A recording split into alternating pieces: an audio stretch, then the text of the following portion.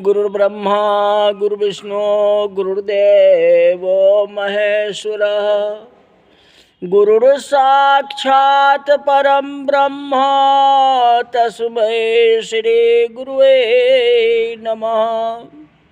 कथा प्रारंभ होती है। परशुराम लक्ष्मण जी का संवाद, एक दूसरे से उत्तर प्रत्युत्तर होते हैं। आगे की कथा बनती है। कोटि कुलिस सम बचन तुम्हारा, व्यर्थ धरहु धनु बाण कुठारा।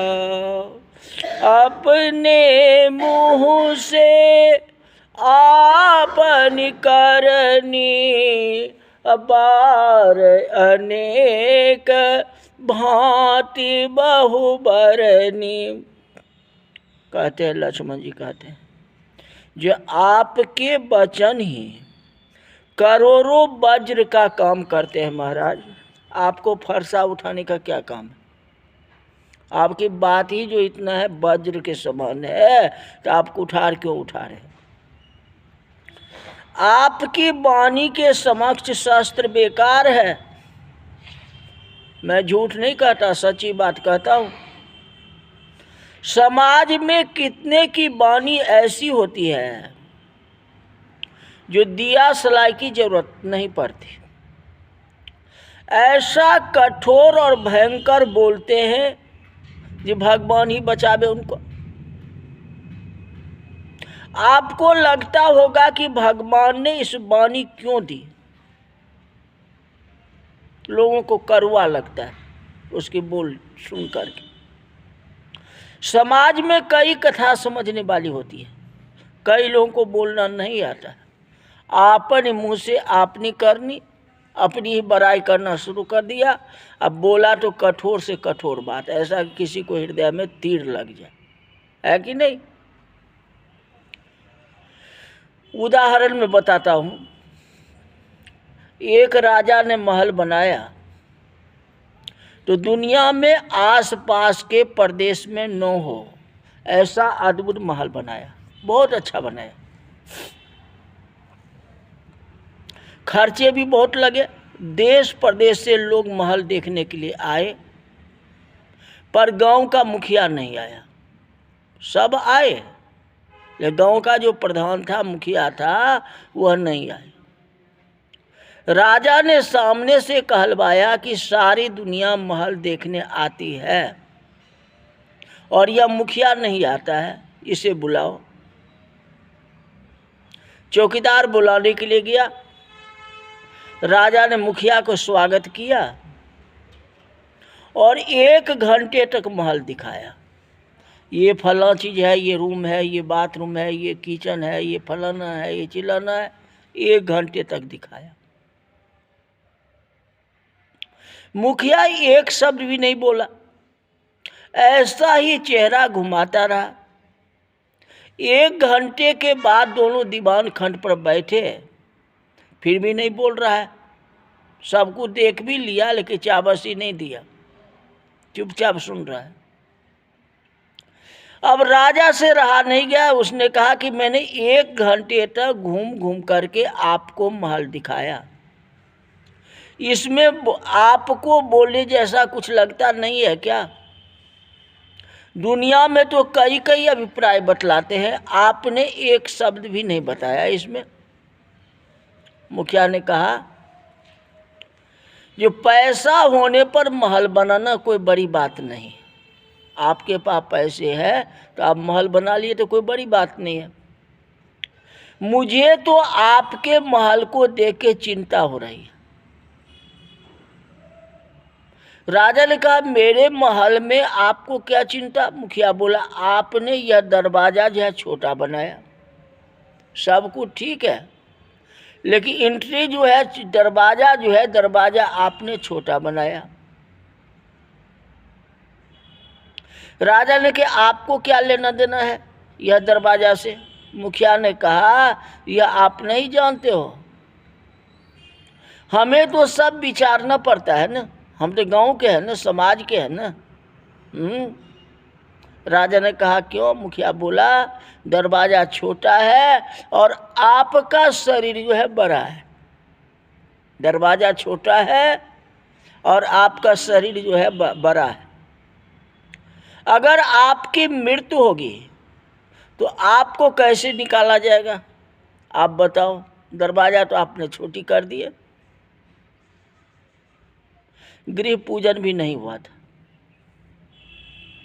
अच्छे समय पर ऐसा कहा गया। बोला भी तो ऐसा बोला कि इस दरवाजे से आपकी शव बाहर किस प्रकार निकालेंगे। राजा का दिमाग फिर गया। उसने चौकीदारों के कहा कि जी इसे बंद कर दो। चौकीदार ने बंद कर दिया। 12-1 बज गया। जय हो, रख देना। बहुत अच्छी कथा है। पति घर नहीं आया। पत्नी की चिंता आई। महाराज बैठे थे, उनको प्रणाम करके खड़ी रही। फिर बोली महाराज मेरे पति आए थे। राजा ने कहा उस मूर्ख का नाम मत लो। मुखियाइन आई। मुखियाइन जब लेट हो गया मुखिया जी को तो मुखियाइन आती है और राजा से पूछता है कि मेरे पति देव आए थे। कहते उसका नाम मत लो। उसे बोलना नहीं आता है। इतनी उम्र हो गई मैं किसी के साथ नहीं चलता और इसके साथ 1 घंटे का समय लगा करके महल दिखाया तो और कुछ बोलने के बदले ऐसा वो बोला कि आपके शरीर मोटा है और दरवाजा है छोटा है। अब वास्तव तो शरीर मोटा था उसका। आपकी मृत्यु होगी तो कैसे बाहर निकलेंगे? निकालेंगे। इसलिए मैंने उसे बंद करवा दिया। पत्नी बोली महाराज उसकी उम्र हो गई है इसलिए बोलने का कोई ठिकाना नहीं है। राजा ने कहा ऐसा किस लिए बोलना चाहिए? ऐसा कुछ नहीं होता। पत्नी बोली शायद आपका देहांत हो जाए तो आपके शरीर को 2-4 टुकड़े करके बाहर निकाल देंगे, यही होगा ना। लेकिन ऐसी बात बोलने की क्या जरूरत थी उनको? ये दरवाज़ा बड़ा करो या छोटा करो या कुछ करो, इसका जवाब भी तो उनको होना चाहिए ना।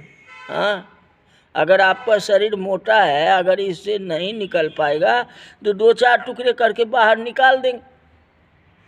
कौन बोलती है? मुखिया नहीं बोलती। आप अंदर थोड़े ही देखने के लिए जाओगे, आपका शरीर तो जाएगा, आप देखने के लिए थोड़े जाओगे जो क्या हुआ और कैसे हुआ। इतना तो हम भी समझते हैं। बस इसको दूसरे कोठली में डाल दिया गया। ये तो और बिख वाली बात बोली। हाँ, एक तो बोला जी दरवाज़ा छोटा है कैसे निकलोगे, तो बात चलो कोई बात नहीं, ये बात तो सही हो गया। ये कहा ये क्या होगा, बोल दिए तो कोई बड़ी बात नहीं है, आपको टुकड़े टुकड़े करके निकाल दिया जाएगा। तो ये भी तो घी में अग्नि में घी का काम किया, इनको भी बंद कर दिया। सायंकाल को उसको लड़का स्कूल से आया, पड़ोसियों से माँ बाप के बारे में पूछा जी मेरे मम्मी पापा कहाँ गए। उन्होंने बताया कि दरबार में गए हैं, अभी तक वापस नहीं आए। लड़का दरबार आया और राजा के चरण स्पर्श करके पूछा मेरे मम्मी पापा कहाँ हैं। राजा ने कहा उन मूर्खों को नाम मत लो, इतनी उम्र हो गई पर बोलना नहीं आता है। लड़के ने कहा बुढ़ापा है ना, क्या बोले थे बताइए तो। राजा ने कहा तेरा बाप कहता था कि आपका शरीर मोटा है और दरवाज़ा छोटा है, आपकी मृत्यु होगी तो आपसे कैसे निकालेंगे, आपको कैसे निकालेंगे। और तेरी माँ तो उससे भी हद हो गई और बोली कि जो आपको टुकड़े करके बाहर निकाल देंगे। लड़के ने कहा प्रभु उन्हें मालूम नहीं है, अंदर ही अंदर अग्नि डाह दे देंगे, बाहर ले जाने की कोई ज़रूरत नहीं होगी, इसी रूम के अंदर में आपका संस्कार कर देंगे। हाँ, टुकड़े टुकड़े करने से बेकार होगा ना। बहुत को बोलना नहीं आता। कई लोग सचमुच बहुत खराब बोलते हैं। बोलने की भी कला होनी चाहिए कि हमको कहाँ क्या बोलना है और उसका क्या रिएक्शन होगा, आगे क्या होगा। हमारे देश में कहा गया कि कोई भी शब्द बोलने पर पहले विचार कर लो, ये बात कहने से सूट करेगा या नहीं करेगा, लोगों को पसंद आएगा या नहीं, पहले विचार तो कर लो। बोला तो कोई गलत नहीं बोला, बोला तो सही। मुखिया भी बोला, मुखियाइन भी बोली, उसको जीती लेडीज है, और उसका बच्चे भी बिल्कुल सही बोला। ये अग्नि संस्कार ऐसा हो सकता है ना? आखिर आप क्या करोगे? बात तो सही बोला, लेकिन तो भी जो है कहाँ हमको क्या बोलना चाहिए वो तो अपने स्वयं विचार करोगे ना। कल कहा था कि आंख में से आंसू बह जाए तो कोई भी प्रक्रिया उसे वापस आंख में नहीं ला सकती। कथा में आई थी। जुबान से निकला शब्द वापस नहीं आता, क्योंकि लक्ष्मण जी बोले जे छुअत टूट रघुपत ही न दोषो, अमुनि बेनु काज करिए कत रोसु। कहते जैसे भैया ने, राम ने छुआ धनुष को, वैसे ही टूट गया। तो इसमें भगवान राम की क्या है? कोई गलत तो नहीं, अपराध तो नहीं कर दिए। हाँ, अगर आप कहो तो इसको मैं जोड़ दूं, किसी गुनी को बुला लेता हूँ, तांत्रिक को बुला लेता है, इसको जोड़ देगा, इससे आपका क्रोध शांत हो जाएगा क्या? ये भी बात लक्ष्मण जी बोले थे, इसको मैं जोड़ देता हूँ। जो टूट गया वो तो जुड़ने वाला है नहीं। धनुष से छूटा हुआ बाण वापिस तो आने वाला नहीं है। और लक्ष्मण जी जो आग में घी का काम कहते कहते गुनी को बुला लूँ, कोई तांत्रिक को बुला लूँ जो इसको जोड़ दे। तो शब्द कितना कठोर होता है। और ताने मारने में कितने मारते हैं बतलाओ। अब परशुराम जी जो उतावला है ही, अगर घी में अगर आग डाल दोगे तो उससे भी तो 3 गुना परशुराम जी है। उससे भी 3 गुना और बढ़ गए। और चाहते तो भगवान उसको जोड़ सकते थे, तो लक्ष्मण जी कोई गलत नहीं बोले। गुनी को बुलाने की क्या जरूरत है? अगर उनकी शांति करना था, क्रोध को शांति करना था, तो भगवान की अपनी हाथ में थी। वो चाहते हुए जोड़ भी देते हैं, हटा देते हैं, वहीं तो संहार करते हैं, वहीं जन्म देते हैं। काम तो दोनों उनका ही। यही बात है। तो इसमें और तनाव देने का परशुराम जी का क्या जरूरत है? और ये गुस्सा में आ गए। सहस्त्र बाहु छेदन हारा, परस बिलोक मही कुमारा। तुम जानते न हो कितने को बाँह और हाथ काट करके मैंने फेंक दिया, और तुम हमारे सामने में ऐसी बात कर रहे हो। तो आंख से निकला हुआ आंसू कभी वापस आ सकता है? धनुष से छूटा हुआ बाण कभी वापस आ सकता है? ये हमारी भाषा है। नैन और ताने मारना ये दोनों संभाल लेने की जरूरत है। कहाँ हमको आंसू बहाना है, कहाँ आंसू नहीं बहाना है, कहाँ कौन काम करना है, किससे कैसे बर्ताव करना है, ये आपके ऊपर है। तो आपनी मुँह से आपनी करनी, बार अनेक भांति बहुबदी। लक्ष्मण जी कहते हैं हद हो गई आपकी। आप अपने मुँह से कितनी बड़ाई करोगे? तो जो गर्भावस्था में बच्चे रहते थे, हमारे आवाज से जो है वो निकल जाते थे, प्रसव हो जाता था। मात पिता जन सोच बसा लीन महिप की सोच। अब ऐसी ऐसी बात परशुराम जी कहते हैं, कहते हैं आपकी शोभा नहीं होती है। ये बात बोलने की कोई ज़रूरत थी? जो गर्भावस्था में बच्चे रहते उसका भी प्रसव हो जाता है डर करके। ये बात कहाँ हमको क्या बोलना है, कैसे बोलना, बोलने की तरीका आपके पास में नहीं है। अपना मुंह से अपना करनी भी कहते हो, बड़ाई भी करते हो, ऐसे तीखे बात कर देते हो जो किसी को कुठार जैसे लग जाता है, तीर जैसे लग जाता है। कहती अच्छी बात नहीं। लेकिन परशुराम जी को ज्ञान नहीं होता है। जो गुरु होय न ज्ञान, जोग न होय विराग बिनु। यहाँ तो भगवान की माया है, इनको क्या होगा देखो। कोशिक सुनहु मंद यह बालक, अकुटिल काल बस निज कुल घालक। ये कौशिक, यह बालक मंद है, कुटिल है, मृत्यु को न्योता दे रहा है, अपने कुल का घातक है।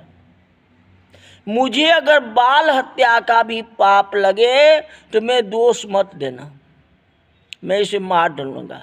राम तू इसे अभी भी समझा दे, अगर समझ गया तो ठीक है, और नहीं समझेगा तो देख लो। अभी भी मैं मौका देता हूँ, तीसरी बार फिर मौका देते हैं।